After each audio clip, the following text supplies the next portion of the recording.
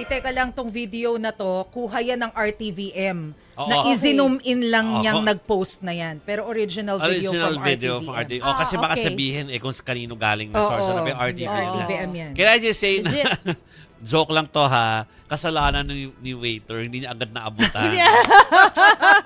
Kasi waiting ka nga dapat di ba? Sa Vandenor kasi, pag enter mo pa lang dyan, based on the thing na na-cover from the past, aabutan ka talaga kaagad eh. Yes, diba? yes. So medyo, hindi naman siguro mawala ng trabaho yung waiter. Pero sabihin, hindi na laging maagap na hindi nabigyan. Hindi nabigyan. Hindi makaantay si First Lady. No? Pero actually, nakita mo nga naman yung reaction ni Senate President Jesus Escudero nung kunin ni First Lady yung wine glass. Parang nagulat siya, di ba? Pero nakasmile naman siya all throughout. Because he's very gentlemanly and charming naman talaga. Yeah. Actually, yun din yung sinabi niya na yun ay pagiging maginoo for him. Well, and true, pakikipagkapwa-tao. So yung sinasabi niya na yung iba na nagsasabi na under, o kaya kung ano man nangyari sa kanya, for him daw pagiging gentleman. Yeah. I don't see it as under siya or sa kanya yung nagre-reflect yun kasi your actions always reflect yourself. Yes. Hindi yung sa ibang tao. So it says more about the First Lady than Senate President Cheese. Okay, hindi lang to pagmamarites ha mga kapatid. Of course, may mga context po ito na bibigay namin sa inyo mamaya. Pero isa pang joke ulit before natin italakayin ng mas malalim. Hindi naman malalim, ng mas base sa pagbabalita talaga. No? Pero sige, basahin mo na muna, Chiki. Kung anong sinabi ni Senator Francis Escudero. Ito yung sinasabi ni Masay, yung mahabang version, no? Talagang verbatim. Maaring sabihin ng iba na makaluma or parang under. Pero para sa akin, hindi kailanman magiging makaluma o di uso. Ano man ang itawag ng iba, ang pagiging maginoo at pakikipagkapwa-tao. Yeah. Ayan. Tama naman, tumpak. So that's the the statement made by Senate President Francis Escudero. No? But to be fair kasi, Yeah. bago kasi sila pumasok sa ceremonial hall ni President Bongbong Marcos, medyo matagal na kasi yung pagkakatayo ni PBBM at ni First Lady. Kasi they welcomed all the dignitaries. Correct. Isa kasi yun eh. Isa-isa yun. So kung Madami mga, yun kung mga 80, kasi parang Miss Universe yan eh. Kung gaano karami yung bansa, ganun din karami yung ambassador. Isa-isa silang pumapasok. Isa-isa yun. Isa-isa. Tapos ngayon nga, hindi na yung, kasi merong time na parang, hindi naman abridge ang tawag ko doon. Yung parang, ina-announce, tapos mabilis ang nakamaya na sa alis. Ngayon kasi may mga particle effect na may mga lumalabas na, yeah. na pictures, di ba? Flag. Oo, may mga flag na lumalabas. So parang feeling ko mas dagdag yung tayuan sa seremonya. Kaysa dati na mabilis yung pasok ng mga ambassador na kumbaga parang yung kay Alden, pag sinasabi niya yung, halimbawa, Baguio!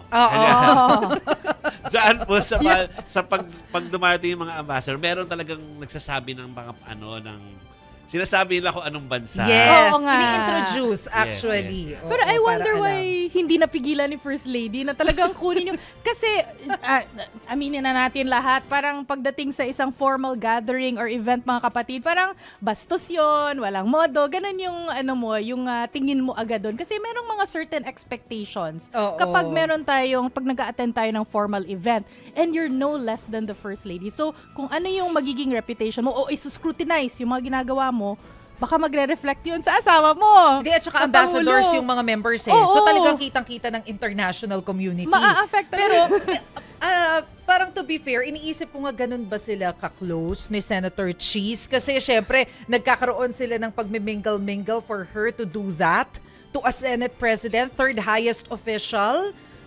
So iniisip ko ganun ba sila ka-close? Pero kung magkaibigan man sila, 'di ba? Social gathering pa rin siya. Exactly. Hindi ko yung gagawin sa iyo, Mase. Kasi may diba? ako para sa sarili ko. Kasi social In gathering public. pa rin siya. Oo. And of course, yung mga audience mo doon, ibang level kasi nga foreign dignitaries yun. Oo, baka ma-affect yung relationship take note the fact na yung cluster na pinuntahan ng first couple ay yung cluster no mga co-equal. Yeah. No? So, nandiyan dyan yung Senate, represented by the Senate President, saka ang House of Representatives represented by Speaker Romualdez. At alam ko parang parang hindi ko alam kung nandun si kung merong representative ang Supreme Court, pero usually meron. Usually meron. Usually meron. Nandun sa pila na yun. Ano? So, yun ang unang-unang nilapitan. Oo, yun. Wala pa silang ibang nakakausap pagpasok sa Yes, ceremonial yes. hall. Sila pa lang. Okay, so sige ha. Well, yun yung seryosong discussion doon, pero isa pang joke. Kasi narinig ko yung isang discussion nung nandun ako sa kabilang building at sinasabi doon na well, alam naman natin, na-explain ni Cheese, di ba? Pero yung biruan nila na parang, baka naman dahil sa tindig ni Una, because of the tindig. Bakit? Mukhang attentive Tayo na. Sa bagay, Straight pwede. Sabi, Baka akala waiter, gano'n. baka akala daw waiter. So, sa isip ko naman si Cheese mukhang waiter. Pero anyway, kasi sa tindig nga, saka doon sa parang waiting for the first couple. As pangalawa, yung barong daw. So, naisip ko, sinabi ko doon sa mga nag-uusap na yung kanina, unang-una, iba ang barong ng mga... Magkaiba. Magkaiba yung barong nung Waiter ng Malacanang. Malacanang waiters. Yes. And kasi parang naka-uniform sila eh. Oo. Na pare-pareho. So, parang, yung mali-distinguish or whatever. So, I think baka nga dahil they're. Baka naman napagod. Napagod or... parang relax kasi sila, Parang chummy-chummy Chika kasi sila, chummy-chummy. parang kumbaga iba yung iba kapag tayo magkakasama parang tayo mga pero ayoko na i-over-explain. Pwedeng off-cam, yes, pero ito formal kasi event. kasi. Again, Pwede ka taken ma-scrutinize. by the RTVM. Or Oo. pwede rin kasi na hindi naman kasi politiko tong si First Lady. Pwedeng hindi niya naisip. Yeah. Pwedeng ganon, di ba? Kasi lagi niyang sinasabi na hindi, or laging sinasabi actually ni PBBM din na she's not used to being in the limelight o Pwedeng dun sa ganon. political scene. Di ba? Pero nag-a-assume lang tayo kasi Oo. kanina pa rin kami nang hihingi ng side ni First Lady through the Presidential So, Communications ano daw? Office. Dead mo pa sila eh. Oo. Wala pa rin silang explanation na binibigay. So, puro tayo assumptions. baka Okay. naman meron talagang reason. Nakainom ba si First Lady before this? Na parang, Pero maaga yan. Hindi na. 10 a.m. yan. May iba umiinom before pumunta Pero ng event. before dyan, Pan-relax. galing kami ng luneta. Oo. Alas 8 ng umaga yun. Baka may thermos siya sa backseat.